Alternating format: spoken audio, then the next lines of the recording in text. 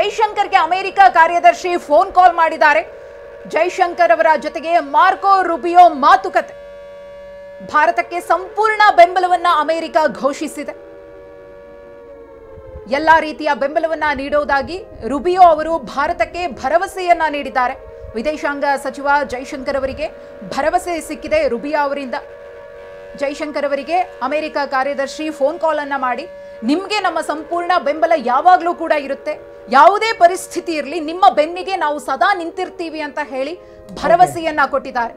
America ಭಾರತಕ್ಕೆ ಸಂಪೂರ್ಣ ಬೆಂಬಲವನ್ನ ಕೊಟ್ಟಿದೆ. ಅಮೆರಿಕ ಅಧ್ಯಕ್ಷರು ಕೂಡ ಹೇಳ್ತಾ ಇದ್ರು, ನಾವು ಯಾವತ್ತೂ ಕೂಡ ಭಾರತಕ್ಕೆ ಬೆಂಬಲವನ್ನ ಕೊಡ್ತೀವಿ, ಹಾಗೇನೆ ಪಾಕಿಸ್ತಾನ ಭಾರತದ ತಂಟೆಗೆ ಹೋಗಬಾರದು ಅಂತಾನೂ ಕೂಡ ಅವರು ವಾರ್ನ್ ಮಾಡಿದ್ರು. ಈ ಬಗ್ಗೆ ಮಾತನಾಡೋದಕ್ಕೆ ಅತಿಥಿಗಳು ನಮ್ಮ ಜೊತೆಗೆ ಇದ್ದಾರೆ.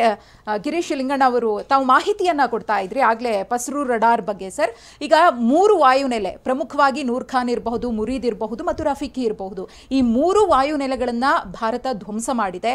ಅದು ಪಾಕಿಸ್ತಾನಕ್ಕೆ ಎಷ್ಟು ದೊಡ್ಡ ಲಾಸ್ ಅಂತ ಹೇಳ್ತೀರಿ ಅಂತ? ಅಲ್ಲಿನ ರಕ್ಷಣಾ ವ್ಯವಸ್ಥೆಗೆ ಅದು ತುಂಬಾನೇ ಪೆಟ್ಟು ಕೊಟ್ಟಿದೆ ಅನಿಸ್ತಾ ಇದೆ ಈಗ.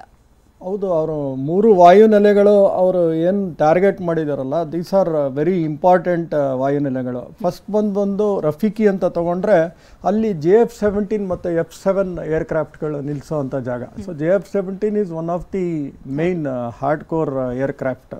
ಸೊ ಅದು 180ರಿಂದ 200 ಕಿಲೋಮೀಟರ್ ಇದೆ. ಪಂಜಾಬ್ ನಿಯರೆಸ್ಟ್ ಡಿಸ್ಟೆನ್ಸ್ ಅಂದರೆ ನಮ್ಮ ಪಂಜಾಬಿಂದ 200 ಕಿಲೋಮೀಟರ್ ದೂರದಲ್ಲಿದೆ. Probably they would have used an air to air missiles, ಇಲ್ಲ ಏರ್ ಟು ಗ್ರೌಂಡ್ ಮಿಸೈಲ್, ಈ ಸ್ಕ್ಯಾಲ್ಪು ಅದೆಲ್ಲ ಇದೆವಲ್ಲ, ಪ್ರಾಬಬ್ಲಿ ನನಗೆ ಗೊತ್ತಿಲ್ಲ, ಖಡಖಂಡಿತವಾಗಿ ಎಲ್ಲೂ ಹೇಳಿಲ್ಲ ಅವರು. They might have use that scalp missile. Next aircraft ಇದು ಬಂದು ಮುರೀದ್ ಏರ್ಬೇಸ್ ಅಂತ ತೊಗೊಂಡಿದ್ದಾರೆ. ಅಲ್ಲಿ ಪ್ರಾಬಬ್ಲಿ ರೆಡಾರು ಮತ್ತು ಎಲೆಕ್ಟ್ರಾನಿಕ್ ವಾರ್ಫೇರ್ ಟ್ರೈನಿಂಗ್ ಹಬ್ ಅದು. ಸೊ ಅದೊಂದು ಧ್ವಂಸ ಮಾಡಿದರೆ, ಅದೂ ಪಂಜಾಬ್ ಬಾರ್ಡ್ರಿಂದ 160ರಿಂದ 180. So they might have use this GPS guided systems like Mirage 2000 ಹೊಡೆದಿರ್ಬೋದು, ಇಲ್ಲ ಸುಕಾಯ್ 30 MK ಇಂದ ಹೊಡೆದು ಉಳಿಸಿರ್ಬೋದು ಆ ರೆಡಾರ್ ಸಿಸ್ಟಮ್. ಮತ್ತು ಇದು air to ground missiles use ಮಾಡಿದ್ದಾರೆ. Next Chaklala airbase, Nur Khan airbase Rawalpindi ಹತ್ರ ಹೊಡೆದಿದ್ದಾರೆ. ಅದು ಇಟ್ಸ್ ಮೇನ್ಲಿ ಲಾಜಿಸ್ಟಿಕ್, ಇದು ಏನೋ ಟ್ರಾನ್ಸ್ಪೋರ್ಟ್ ಮತ್ತು C-130. ಪಾಕಿಸ್ತಾನದ ಸೇನಾ ಮುಖ್ಯ ಕಚೇರಿ ಅನ್ನೋದು ಇಲ್ಲ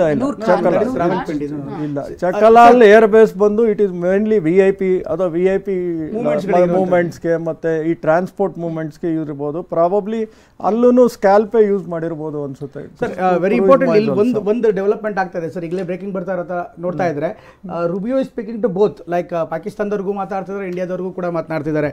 ಅಲ್ಲಿ ಪಾಕಿಸ್ತಾನದವ್ರಿಗೆ ನೇರವಾಗಿ ಸರ್ಕಾರಕ್ಕೆ ಮಾತಾಡೋ ಬದಲು ಆರ್ಮಿ ಚೀಫ್ಗೆ ಕಾಲ್ ಮಾಡಿದ್ದಾರೆ. ದಟ್ ಇಟ್ ಸೆಲ್ಫ್ ಶೋಸ್ ಯಾರು ಬಾಸ್ ಅಂತ.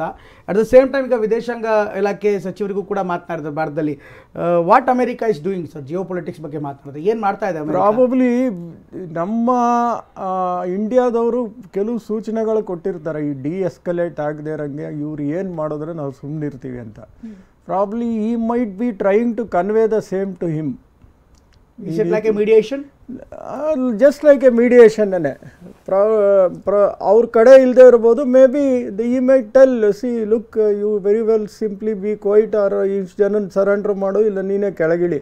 So it get balance play ಮಾಡಲ್ಲ. ಬಿಕಾಸ್ ಈಗ ಬ್ಯಾಲೆನ್ಸ್ ಪ್ಲೇ ಮಾಡೋಕ್ಕಾಗಲ್ಲ. ಬಿಕಾಸ್ ಭಾರತದ ಪ್ರತಿಯೊಂದು ಹೆಜ್ಜೆನೂ ಭಾಳ ಪ್ರಿಸೈಷನ್ ಆಗಿ ಯೋಚನೆ ಮಾಡಿ ಇಡ್ತಾ ಇದ್ದಾರೆ ಹೆಜ್ಜೆನ. ದೇ ಆರ್ ಅವರು ಟಾರ್ಗೆಟ್ ಮಾಡ್ತಾ ಇರೋದೇ ವೆರಿ ಪ್ರಿಸೈಸ್ ಮಿಲಿಟರಿ ಬೇಸಸ್ ಮಾತ್ರ.